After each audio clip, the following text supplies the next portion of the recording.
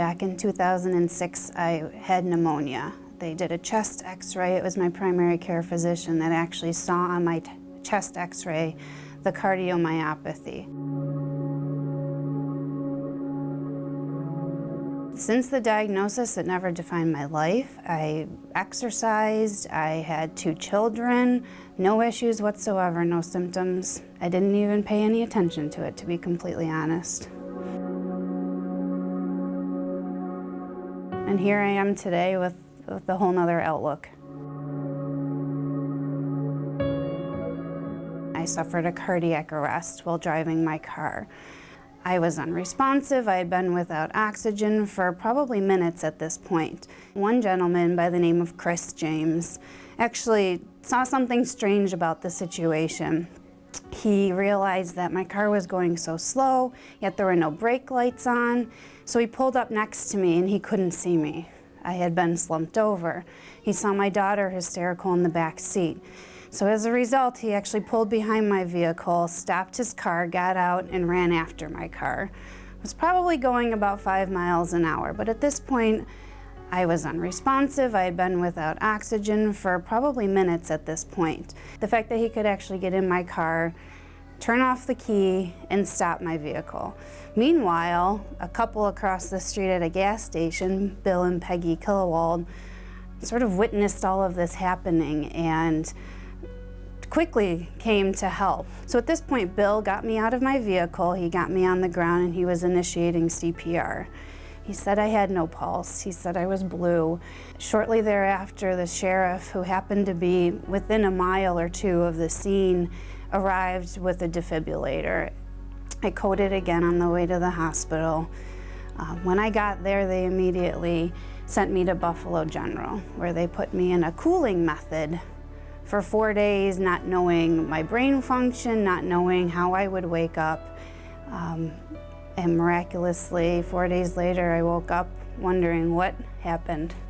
Linda's cardiac event was the absolute worst day of our lives. We were just scared to death and eventually grateful beyond belief that her situation turned out as well as it did.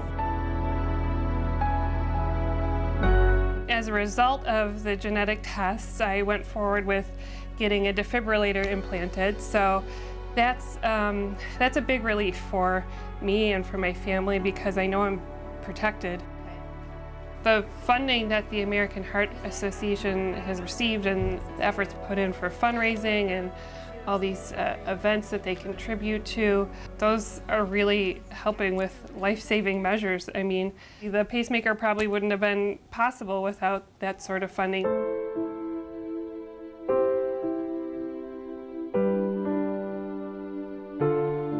My life will forever be changed from that day. I'm now defined by cardiomyopathy. It means having to always wonder what the next episode may be. It means, why did I survive when so many people don't? And I really think my mission is to get out there and spread the word of the American Heart Association. It's a good organization to belong to, and we hope that our audience never has to go through this. But if you do, there is help and there is good medical care.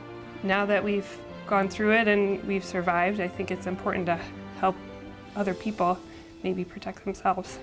It can be anybody. It's not just, you know, a middle-aged man having a heart attack or a cardiac arrest. It can be anybody. You are my why. I think that as a result of everything that happened to me that day, all the series of miracles, it's really been my mission to get out there and be the face of heart disease, where people might actually stop and pay attention. They might hear my story and might think a little bit differently about those heart-healthy changes you can make to your lifestyle. It was my mission just to get back to normal life and get back to my job, get back to my family, being a mom, working and juggling crazy life that everybody here is experiencing.